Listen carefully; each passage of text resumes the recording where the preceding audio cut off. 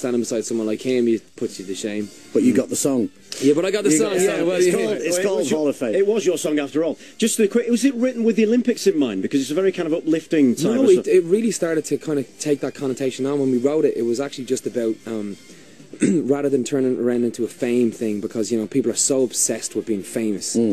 You know, that we wanted to put a positive spin on it, and they want to be famous for being famous. Yeah. Whereas we're saying, you know, be politicians, be preachers, be, you know, people of the community. That way you'll end up in the hearts and minds, and that way you'll end up in the Hall of Fame, and everybody will know your name.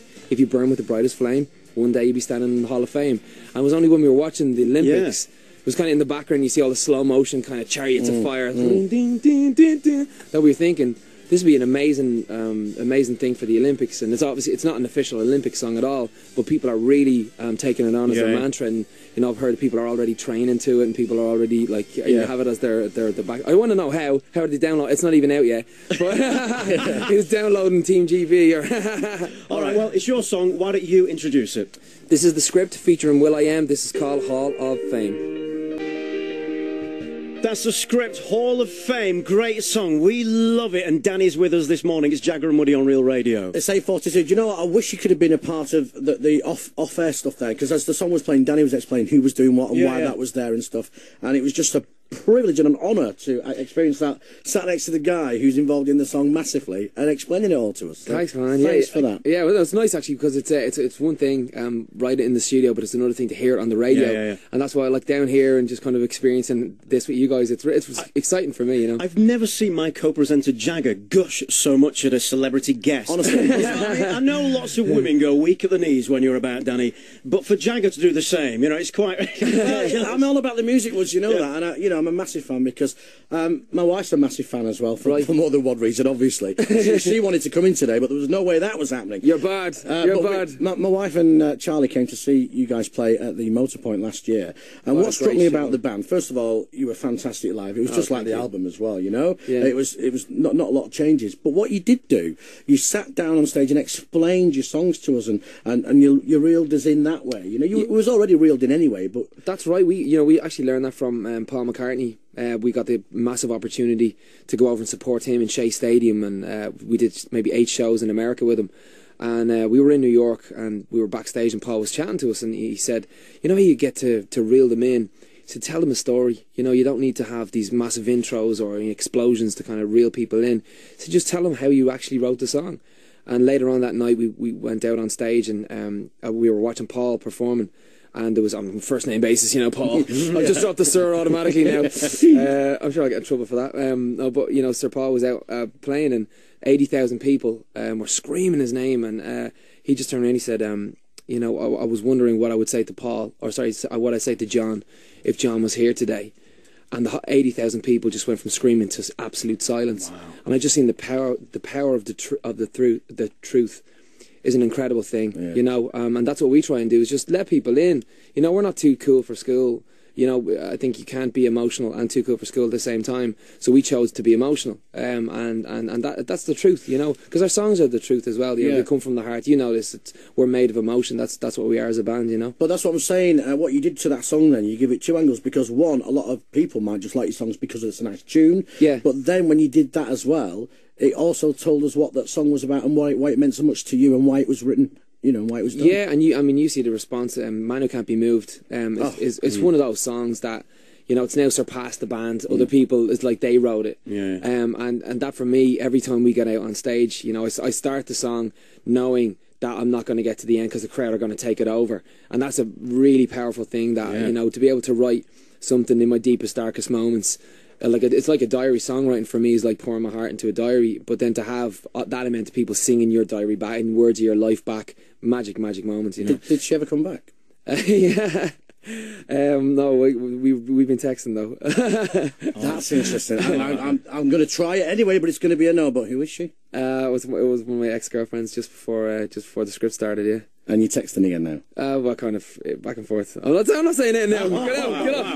That's strong. You heard it here first. Real radio. We're going to watch this space. Well, let's change the subject for you. Yeah, I'm going red. So if you could only you can actually feel the heat coming from the radio right now. Will you be checking out the Olympics? And are you going to be watching the I love it. I love gymnastics. I love the gymnastics, and women's volleyball for obvious reasons. Let's end it there. Danny from the Script. Real Radio Breakfast. With heatforce.co.uk. Start the day with a smile and a stylish new bathroom from Heatforce.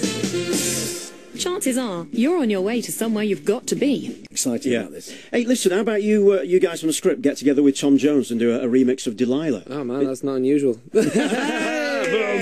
That wasn't planned, ladies and gentlemen. Six bomb, you're my six bomb. Yeah, works for me. Listen, first of all, let's go to our lines and our callers. On line one, we got Jill. Hi, Jill. Good morning. Where are you calling from? I'm calling from Towyn in Wales. Right. Hey, darling, how are you? Hi, I'm brilliant, Danny. Good morning. How are you? I'm good. None the worse for wear. A little bit overworked and underpaid, but I think that's everybody else here. Nothing unusual there, then.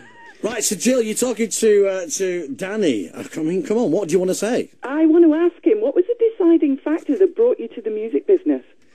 The deciding... Wow, that's a good question. The girls. Only joking, no. I think, when I was younger, my father was a massive influence on me.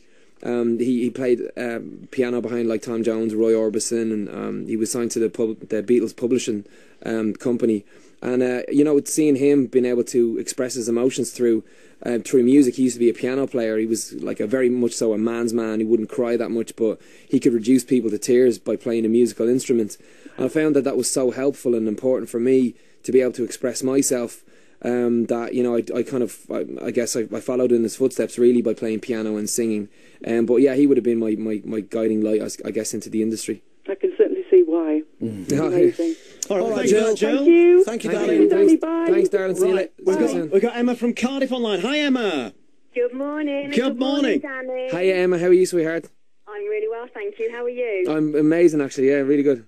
Good. I just wanted to ring and tell you what a huge fan of the Script I am, and I just heard your new song, and I think it's amazing. Oh, thank you very much. Have you been to see us? I have. I went last year. Yes, you did. I've just realised this is my wife on the line here. Yeah, what? This is Emma, my Emma. What are you doing? What are you doing on here? I told you can't come on. I want to speak to Danny, not you. I was just getting to the best part of the Oh, well, I'll shut up for a minute, shall I? You carry on. So, come here. Are you coming to the next Script gig, are you? I definitely am. Mind you, I wasn't allowed in today, so I thought I'm going to have to ring and get to you.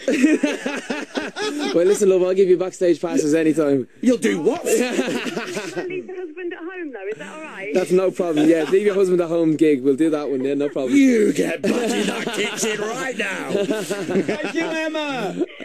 See you, love. Speak to you later, lady. We've got Kerry online. Kerry, where are you calling from? Hello? Hello, Kerry, where are you calling from? Carnarvon. Right. You're through to Danny. What would you like to say? Hey, love, how are you? Hi. One of you tweeted yesterday, we've got some announcements for the UK fans today. I'm sorry, what did you say? Sorry.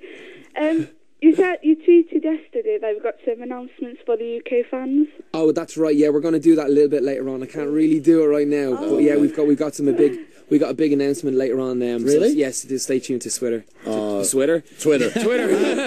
Nice try though, Kerry, but no cigar on this occasion. Bye, darling. Thank you, Kerry. Thanks, Kerry. Bye. Danny, just give us your Twitter address. It's _@Script. That's it. Yeah. And that's it. If you get on there, you can follow what's going on, what that big announcement's going to be. What time will that be? Have you got any ideas? Oh, I think later on. I'm the only one that can kind of get up this early in the morning. The rest of them are like rock o'clock. Rock o'clock about 4 o'clock, maybe something like that. Yeah. All right. Are you still in touch with Bo, by the way? Yeah, absolutely. Yeah. I mean, because there was rumours at the time about you and Bo. Is that rubbish or? No, I think the press took it and ran with it. You know, they seen a choreography piece that we had done together on the show for Read All About It, the Pro Green song, and everyone's like, "Oh, you were right in each other's face, and you're about to kiss and all this stuff." I'm like, "Look, it's BBC choreography, you know.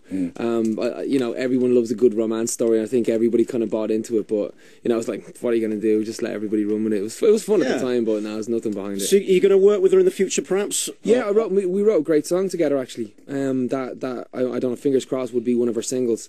But she has such a unique voice. You know, she's a really, really talented singer and writer. And obviously that's why she got to so far in the competition as she did. And the main thing is she didn't lose any credibility. She got there by being her. Yeah, of course. You know, well, I wasn't trying to give her pop songs or things that I didn't think she could do. But yeah, she's amazing. She's great. Just before we go, when you went on The Voice, did your album sales go through the roof? Because I know you had massive sales anyway, but did it improve the sales? Yeah, it really did. I think everybody on the panel enjoyed, you know, healthy record sales after. I guess it's just a byproduct of you being on a show that's that massive. I mean, it's the biggest launch of an entertainment show ever on BBC. You know, and which beat out X Factor, Idol, all these shows, Britain's Got Talent. It seemed to be less contrived than the others. You know, the others these days, as time's gone on, look to be overproduced a little bit. Yeah, I'm not going to say who, but yeah, the main reason why the contestants went on The Voice originally was because they knew that they wouldn't get edited in any wrong way. You know, and I think it's for fear of being ridiculed was the reason why The Voice was such an option for them. And you know, we love to think that everybody who's come on has left with their head held high. You know, and that's all you can really ask from them, especially from entertainment shows and a reality show as well. It's hard not to kind of throw people under a train or try and show them a bad side or something like that. But no, everyone I think did a great job. Yeah. Well, I could sit here all day and chat to you. Good, let's do it. Yeah, but so could your wife as well, apparently. All day. Well, of course he will. He's enjoying my company. Yeah. All right. Well, listen, Danny, it has been a pleasure to have you in the studio this morning. Guys. I noticed that lots of staff have turned up extra early. They normally be until 9:30 or something, but here they all are. We're going to tweet some pictures on my profile at Real Radio Jagger with Danny as well, and he's also on our vending machines. There's a picture on there at Real Radio Wales. Danny, it's been a great pleasure. Thank you so much. Thanks, lads. Listen, you guys as well have supported scripts from our first single. I remember being here. You guys were rocking We Cry. So thank you very much for that. Thank you. Danny from the script. Jason Howells next with his Field of Flashback. He's back to 1980.